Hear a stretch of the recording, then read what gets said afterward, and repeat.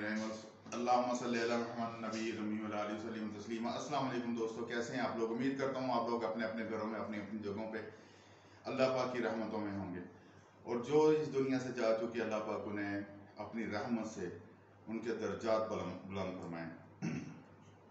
3-4 दिन पहले एक फ़ोन आता है मुझे, ऊपर मेरे जो कॉन्टैक्ट नंबर है उस पर लिखा होता है आमिर भट्ट साहब। तो मैंने कहा चलें सुनते हैं फ़ोन।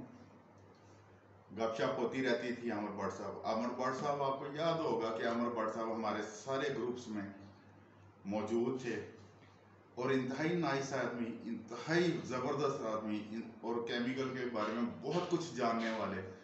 जिस बंदे ने भी मशवरा दिया है बेलौस होकर उन्होंने उसको गाइड किया। खैर मैंने वो फ़ोन उठाया, बाकी बातें मैं आपसे बाद में करता हूँ। आज वीडियो बनाने का मकसद क्या था कि मैं फ़ोन सुनता हूँ तो एक बारीक सी आवाज़ मुझे सुनाई देती है, जिस तरह बच्चा कोई बोल रहा होता है। कहते हैं जी मैं सलमान हूँ, आमिर भट्ट साहब का बेटा हूँ। मैंने जी बेटा हुक्म करें। तो अचानक वो ऐसी खबर देता है कि मैं परेशान हो जाता हूँ। आज स्पेशल उनके घर पे आया हूँ मैं। तो जब वो कहता है कि जी, मैंने कहा बेटा हुक्म करें, वो कहते हैं जी मैं आमिर भट्ट साहब का बेटा हूँ, अंकल बाबा वफात पा गए। एकदम से मेरे अंदर से जान ख़त्म हो जाती है, क्योंकि 1-1.5 माह पहले उनके साथ गपशप हुई, अच्छी खासी गपशप हुई, हम लोगों ने काफ़ी बातें की। उसके बाद से मैं भी मसरूफ़ था, वो भी बिज़ी थे। मैं शायद बिज़ी हों, जब फ्री होंगे कॉल कर लेंगे। दोस्तों वो अल्लाह ताला को प्यारे हो गए कोरोना की वजह से। ठीक है, अब उनकी मिसेस कोरोना में है। दुआ करें कि अल्लाह पाक उन्हें सेहत सलामती दें, अपने बच्चों के सर पे वो हमेशा कायम और दायम रहें। तो मैं जब ये खबर मिली ना, तो मैं अचानक परेशान हो गया कि यार ज़िंदगी क्या यही है।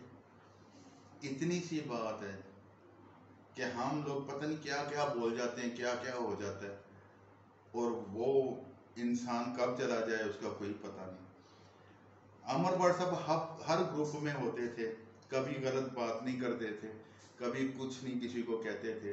उनसे जो मशवरा लिया जाता था वो देते थे। जूनियर्स के साथ बहुत अच्छा सलूक था उनका। जो जूनियर्स बिगिनर्स थे इस काम में, उसमें वो बहुत ज़्यादा एक्टिव थे और उन्हें पूरी पूरी बात समझाया करते थे केमिकल्स के बारे में। दोस्तों आमिर भट्ट साहब के लिए खुसूसी दुआ कीजिएगा कि अल्लाह पाक उनके दर्जात बुलंद फरमाएं और उनकी मिसेस को, हमारी भाभी को, बहन को अल्लाह पाक सेहत और तंदुरुस्ती अता फरमाएं। आज मैं उनके घर आया हूँ, अफसोस भी किया है। इस वीडियो का मकसद ये है कि अब आमिर भट्ट साहब चले गए इस दुनिया से। उनका एक बेटा है। बेटा कितनी एज है आपकी? 16 साल का बेटा है उनका। अब केमिकल का काम करने वाला कोई नहीं। उन्होंने काफ़ी सारा सामान रखा हुआ है। मैं बेटे का नंबर दे देता हूँ। जिस इन बंदे को ये सामान चाहिए हो वो इस बेटे को फ़ोन कर लें, इन्हें पेमेंट भेजें।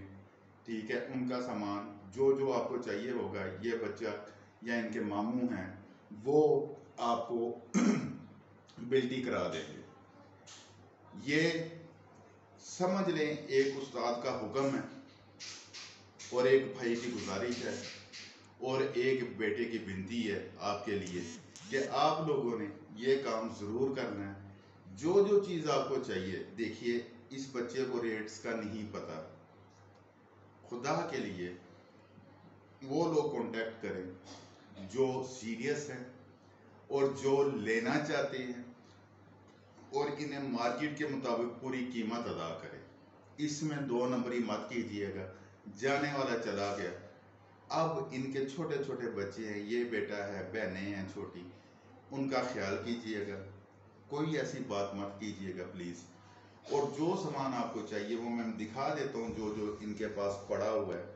ठीक है, जो जो चाहिए होगा वो जितना जितना इनके पास है वो तोल तोल के आपको बता देंगे। रेट्स मार्केट के मुताबिक दीजिएगा, पैसे पहले भेजिएगा, सामान ये बाद में बिल्टी कराएंगे। ये हम आपके लिए दुआ करेंगे जो हमारी मदद करेंगे। समझ लें आपने हमारी मदद करनी है। ठीक है, आप भट्ट साहब के लिए दुआ कीजिए, अल्लाह पाक उन्हें कदम कदम पर अपनी रहमतों में रखें।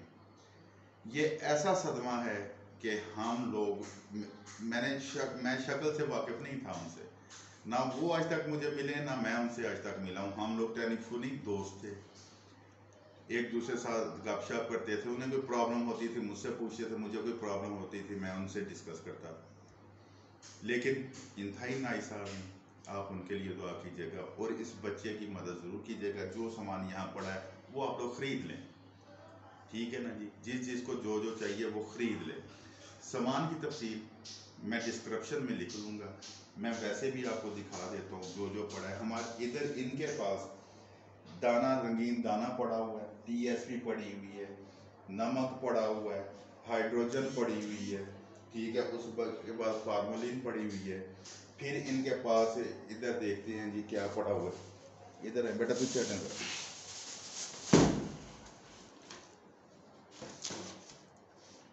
ये भी इनके पास, ये भी इनके पास वो ब्लीच है, ठीक है जी। ये नाइट्रोजन पड़ी हुई है, ठीक है। उसके बाद लई पड़ी हुई है, ठीक है। अल्कोहल पड़ी हुई है जो आप सैनिटाइज़र में इस्तेमाल कर सकते हैं, ठीक है जी। आगे चलते हैं उस साइड पे एक सेकंड।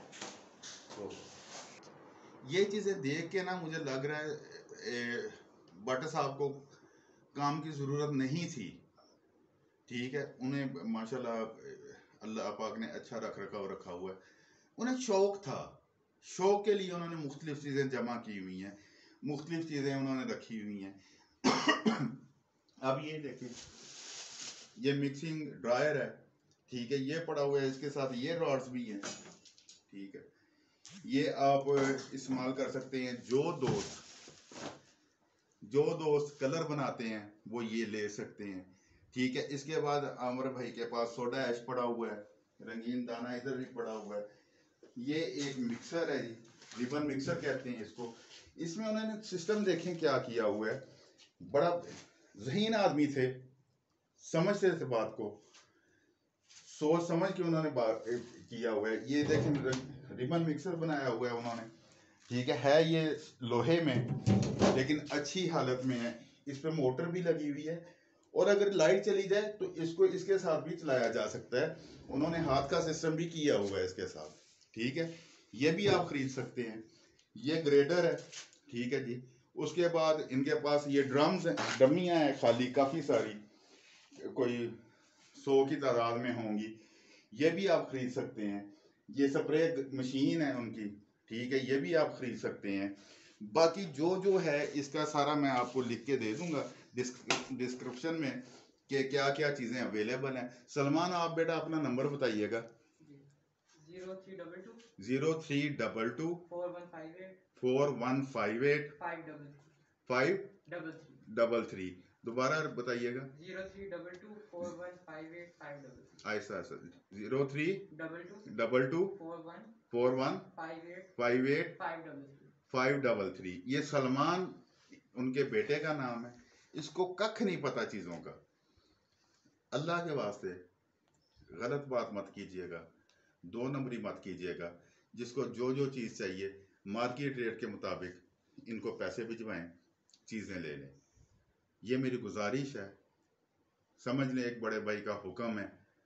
जो उस्ताद समझते हैं उन्हें भी ये मेरा हुक्म है कि अगर आपने जो बाज़ार से चीज़ें लेनी हैं, जो यहाँ पड़ी हैं, पहले उन्हें ख़रीदें, बाद में बाज़ार की तरफ जाएं।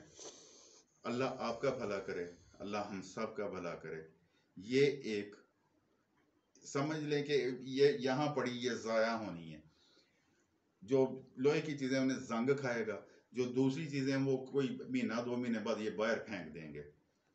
इनको पैसों की ज़रूरत नहीं है कि जी ये बिकेंगी तो हमने खाना खाना है, नहीं, ऐसी कोई बात नहीं है।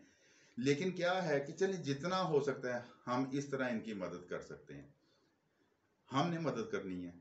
कल कलां को ये वक्त किसी और पे भी आ सकता है, मुझ पे भी आ सकता है, आप पे भी आ सकता है, लेकिन हम एक दूसरे के लिए नहीं करेंगे तो कौन करेगा? बाहर से आके कोई नहीं करेगा, हम नहीं करना है, हमने एक दूसरे का साथ देना है। ये ज़रूर कीजिएगा, ज़रूर कीजिएगा। ज़रूर कीजिएगा। पाकिस्तान जिंदाबाद, पाक फौज पाइंदाबाद।